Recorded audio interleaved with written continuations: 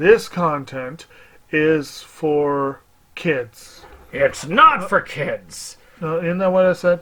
No, it's not for kids. If you are 13 years or younger, this is not for you. Do I have to kill somebody in order to actually make that point across? No, man, you don't have to kill Wait no one. a second. Oh, no. When we return to our planet, the High Court may well sentence you to torture. He likes movies, we like movies. Septum Sin versus the world. Septum Sin versus the world. Septum Sin versus the world. Septum Sin versus the world. I'd buy that for $1. Greetings! You're watching Septum Sen vs. the World. I'm Septum Sen. This is Kotobukijake. Hey? And we're here to show you what we got. Yes.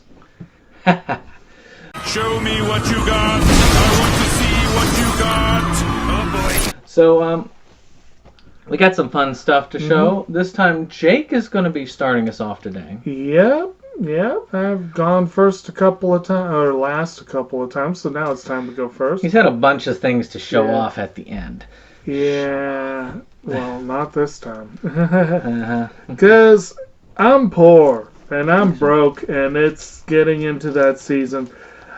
There will be actually, for a while now, it'll be sporadic, really cool pickups. You know.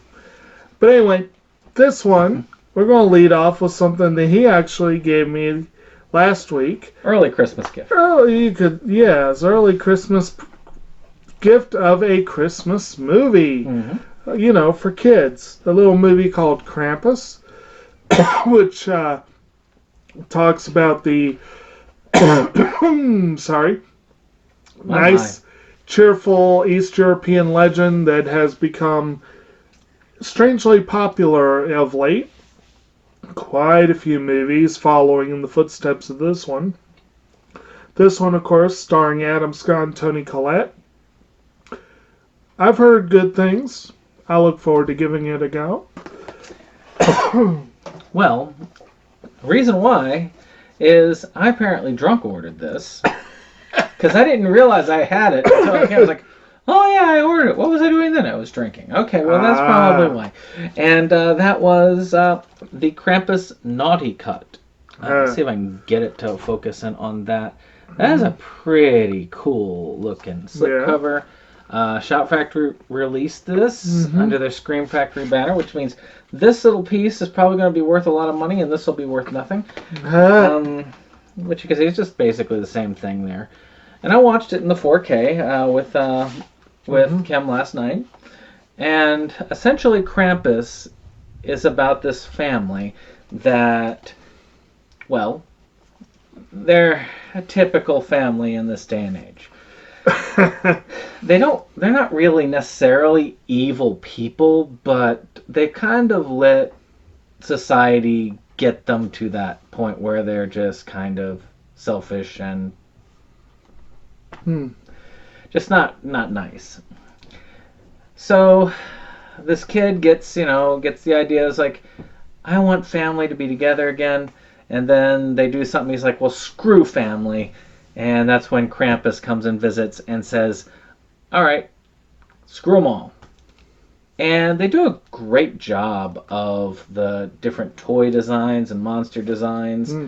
This has a couple of special features. I don't know how they stack up to the ones on that one, but you can see there's a difference there. Actually, there are some decent ones on this one. Yeah, I mean, this has the alternate ending. It has the Naughty Cut, which is a slightly longer one. Okay. It doesn't add a whole bunch. It adds a little bit more to the animation, a little bit more here and there, but not a ton.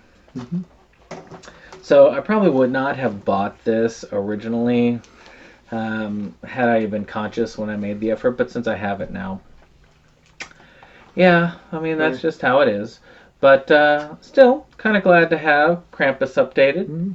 It is a cool movie. Great horror film. We did it for Inside Movies Galore. Were you on with us? Nope. we'll have to do it when we do a redo month one day. Yeah. We'll redo Krampus. Good times, good times. All right. Now, one that I imagine probably will eventually show up on the Movies Galore list, that I know some people consider it a classic. I think you probably showed this movie to me, and that's the only time I've seen it. But he had to tell me about a Dollar Tree thing that was going on. Yeah. Of course, his selling point was so much Woody Allen, and well, For a Dollar Tree. that was partially true.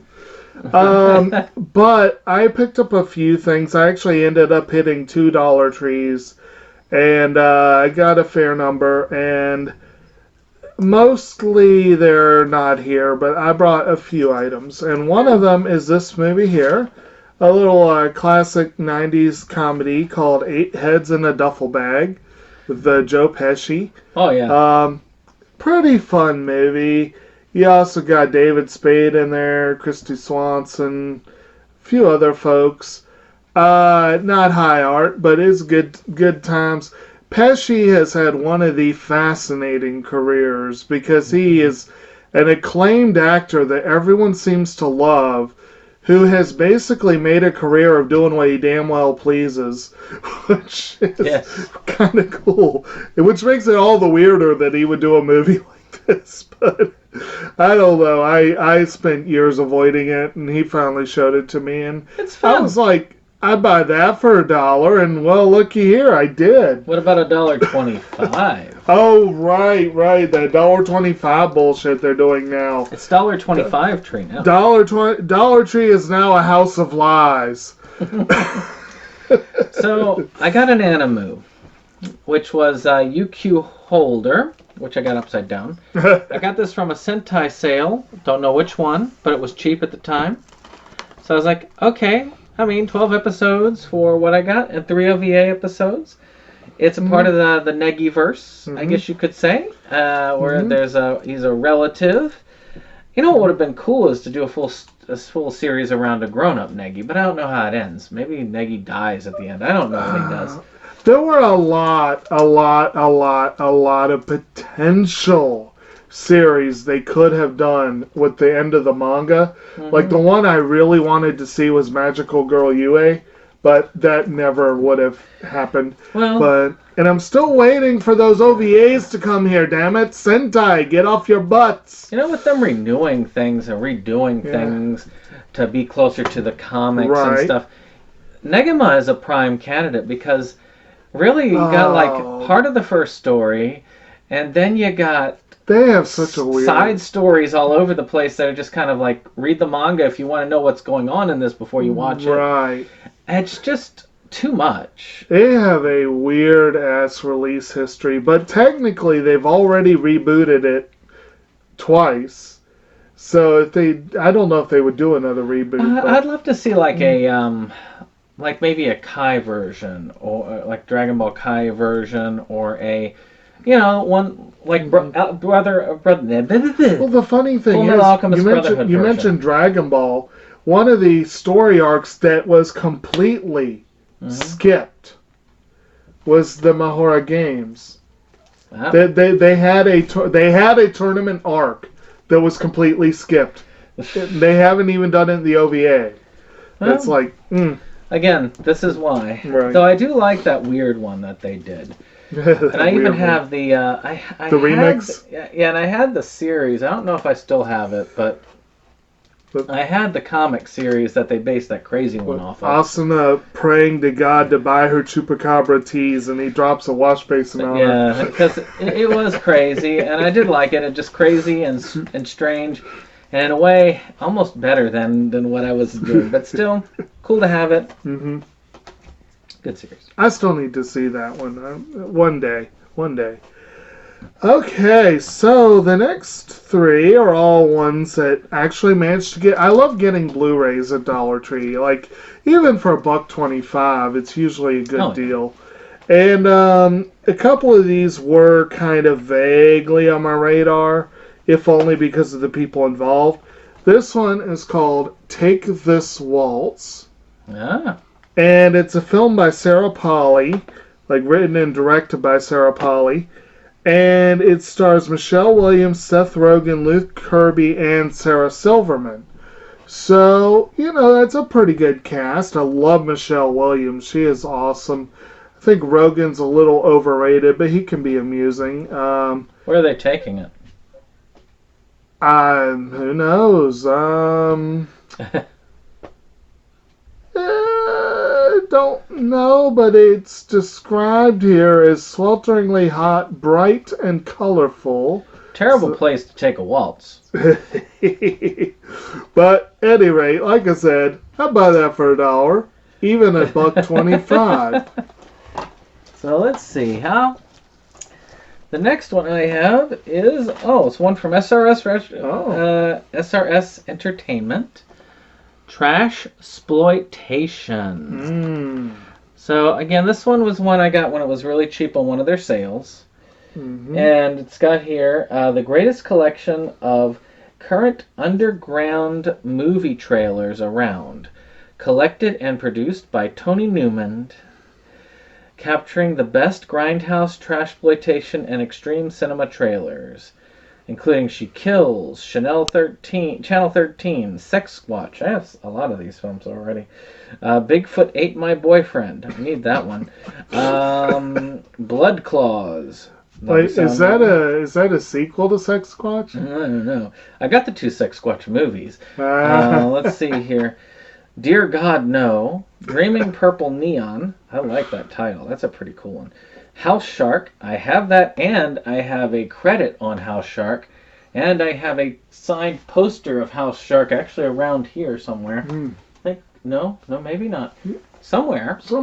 I have it somewhere. It's here. It's on one of the walls. I remember that. I remember putting it up somewhere. I'm looking for it. Somewhere out there. Because I really liked that poster. I thought the poster was pretty cool. And it's signed by the whole cast. Let's see here. I need to rewatch House Shark. Let's see here. No. All Hallows Eve Horror, Truth or Dare, and many more. Ooh. There is something about some of these types of just trailers, because a lot of these movies, you really want to get them because they're going to disappear. They don't stay out in the ether forever. They're not like a lot of these and many of these movies have the chance of just vaporizing because of digital. Right. But these particular do, because they're really just small movies. A lot of them shot on video, and it really is important to preserve what you can. And it's kind of cool to see this. I've seen a lot of these, like I got several of these from like the 70s, and a lot of those 70s splatter films, they're gone. Like the original negatives are gone. They're just degraded, burned, because they were filmed on cheap stock and all that. So sometimes all you've got is the trailer. And no matter what the art is, whether you like it or not, it really hurts when that art is gone for good. There's just something wrong about that. I mean, even you, I know you wouldn't watch a lot of those 70s splatter films, but you gotta admit, it is still disheartening when stuff like that is gone for good. Yes. I mean, some Oscar winners are like that too. I know, and that annoys me because I wanted to have all the Oscar nominees in my collection, but we don't know if that'll ever happen. But partly because of a preservationist idea. But sometimes they come and they resurface. Like, we've had some winners that have gotten a re-release because some collector had a reel in their basement or something, or a theater person had one, and it got brought to life. Some of these that had, like, parts added in. Because they were like, oh, this is the cut that still has this in it. Right. And that was allowed, so that came to light. So, you never know. Right. Well, the collectors like us. Yes. Now, of course, I have a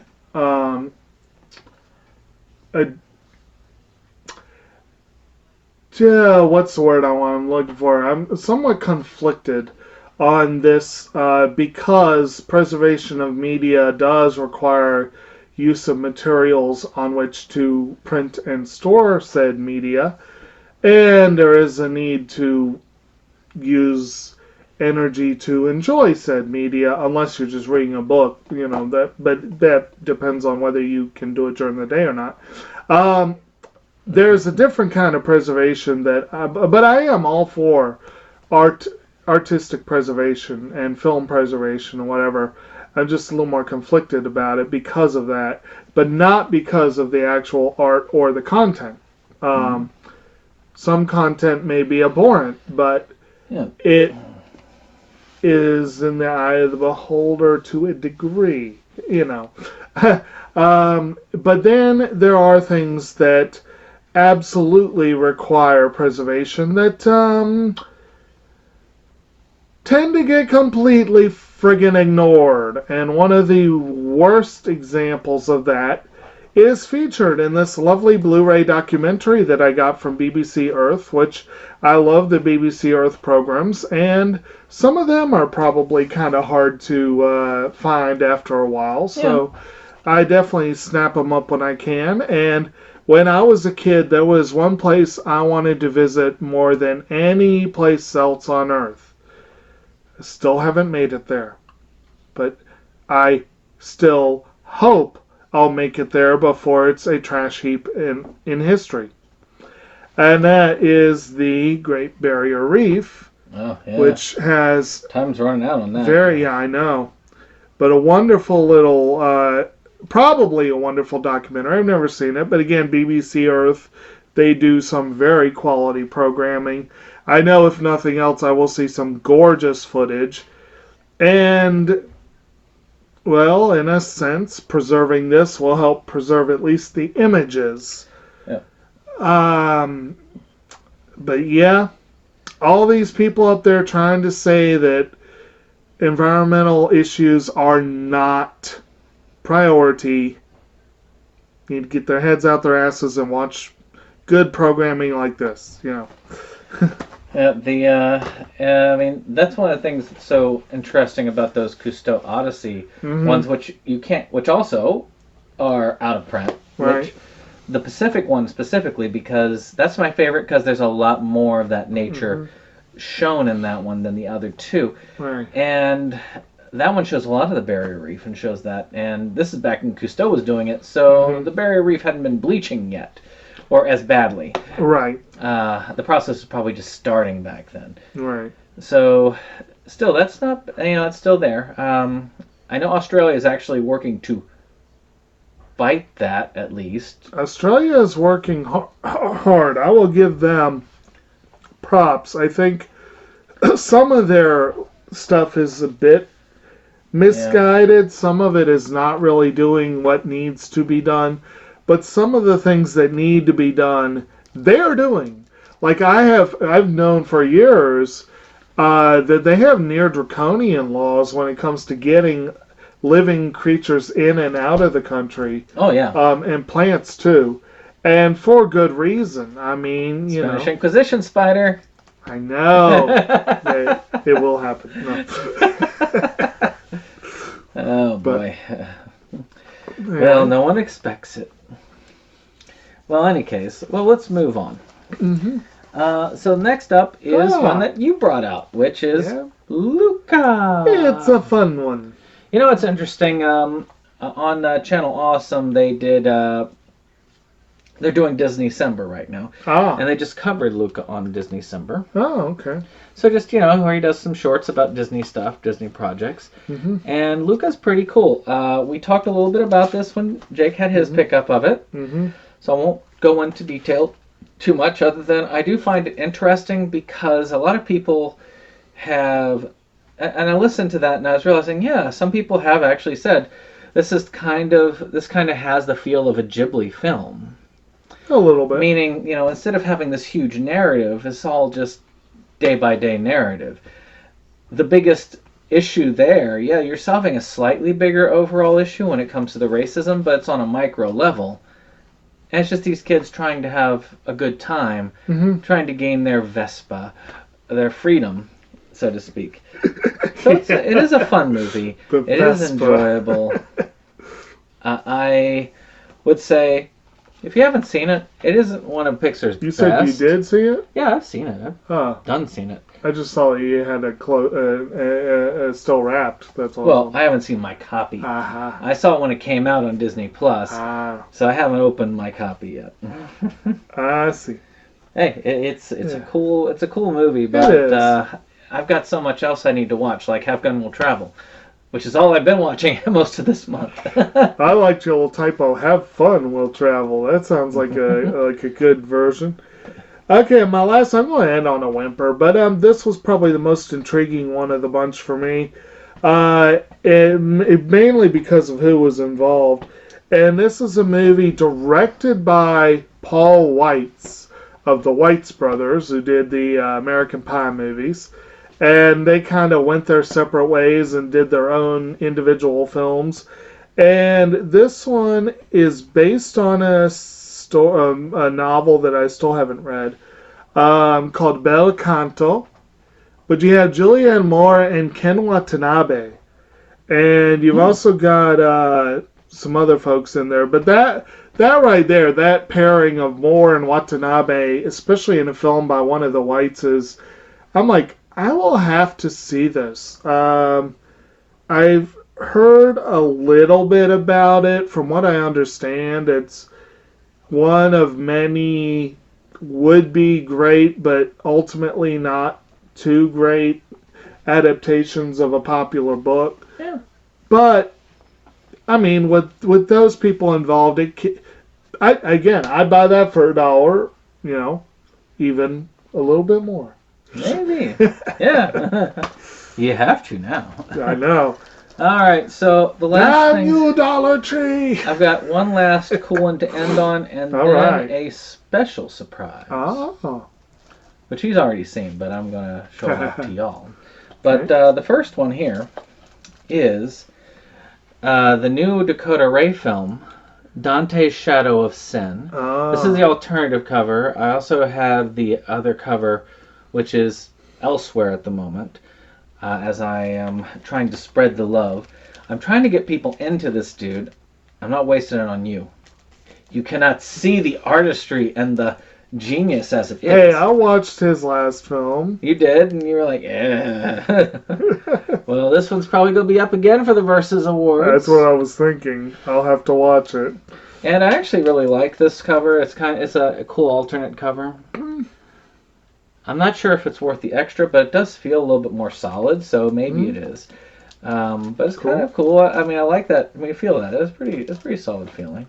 Yeah, I mean, definitely. Dakota Ray is kind of an existential crisis type individual when it comes to these I films. see he's got a different color scheme for this one. Always a different color scheme. Ah, I mean, if you notice, there seems to be one like it was purple, Right. green. So all of them have sort of that. I'm waiting for one in red. That's going to be, but you got to really do a dark one for a red one. Or it could be a happy-go-lucky comedy. For kids. For kids.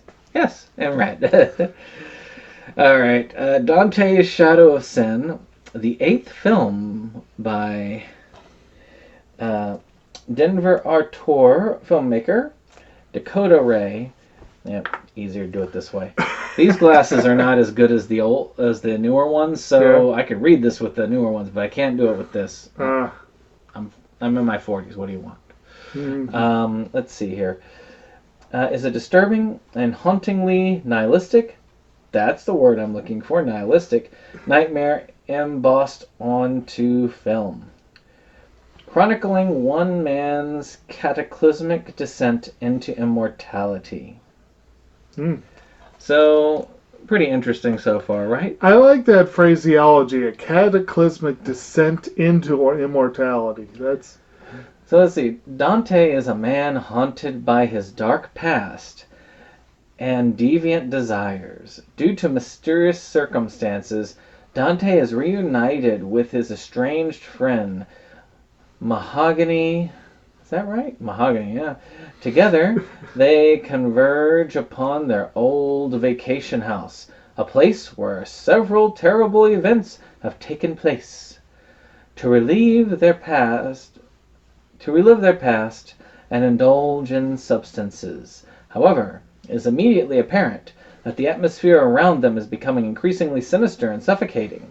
As Dante reunifies with his inner darkness and Mahogany's ulterior motives are revealed, it becomes unequivocally clear that this reunion between the two of them will be their last one, and only one of them will make it out alive.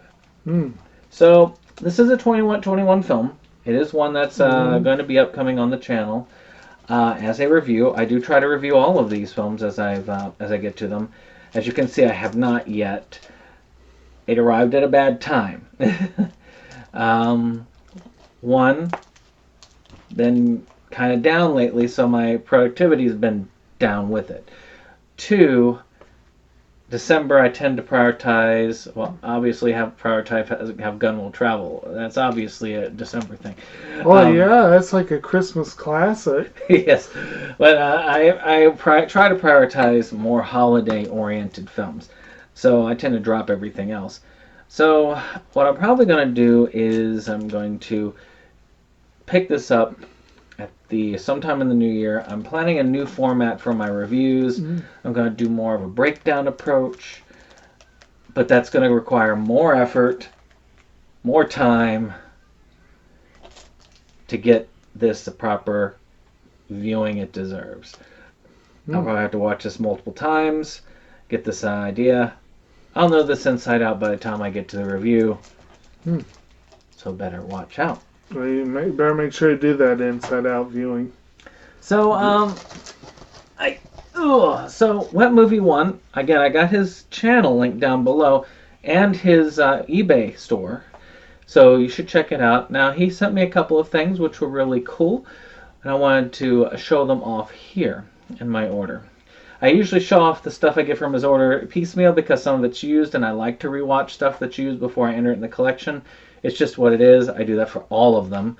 I inherited stuff from my father that I know has only been watched once, and I know hasn't been taken place, but I still want to rewatch it because I don't trust it. I just don't trust used. So the first thing, though, he sent as kind of a little extra is this zombie box pen, which is kind of cool. It's kind of like a kumite thing. It says here, 1988 Hong Kong Kumite Tournament. So you got your little Jean-Claude Van Damme collectible pen, which came from the zombie box. That was out of 600, I believe. So that's kind of cool. Little trinket there.